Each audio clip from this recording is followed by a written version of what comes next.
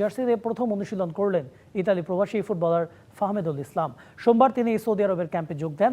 এদিকে সেরা একাদশে জায়গা করে নেয়ার কঠিন চ্যালেঞ্জের মুখে তরুণ ফরওয়ার্ড পিয়াস আহমেদ নোভা নন, আরেক তরুণ শাকিল আহাদ তপুও বলছেন জাতীয় দলে জায়গা ধরে রাখা বেশ কঠিন।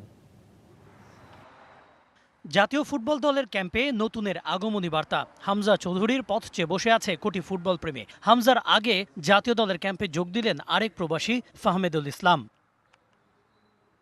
মক্কার অদূরে তাইফে জাতীয় দলের ক্যাম্পে যোগ দেওয়ার পরদিনই লাল সবুজের জার্সি গায়ে অনুশীলনে নামলেন ইতালির চতুর্থ সারির ক্লাব অলবিয়া ক্যালসিওর এই ফুটবলার।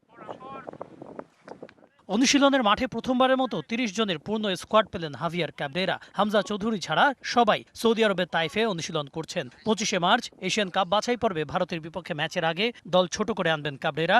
এখনও প্রস্তুতি ম্যাচ খেলার সুযোগ না পেলেও ফুটবলারদের নিবিড় অনুশীলন স্বপ্নবাজ করছে এই স্প্যানিয়ার্ডকে।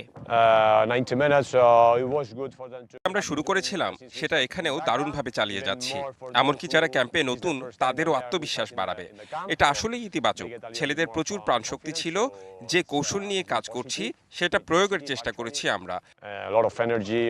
তবে ২৩ জনের দলে জায়গা করে নেওয়া যে কঠিন তা মানছেন শাকিল আহাদ তপু ও পিয়াস আহমেদ নোভার মতো তরুণরা। যদিও নোভা এখনো স্বপ্ন দেখেন বাংলাদেশের পারফেক্ট নাম্বার 9 হওয়ার। সিনিয়র রাকিব ভাই আছে, তারপরে মুরসালিন ভাই আছে, তারপরে নতুন প্লেয়ার আলামিন, আবার আমি।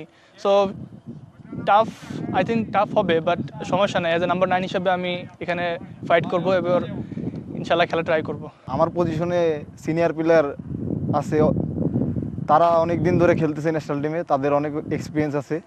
তো আমি চেষ্টা করবো আমি আমার সর্বোচ্চটা দিয়ে খেলার এবং টিমে জায়গা করে নেওয়ার।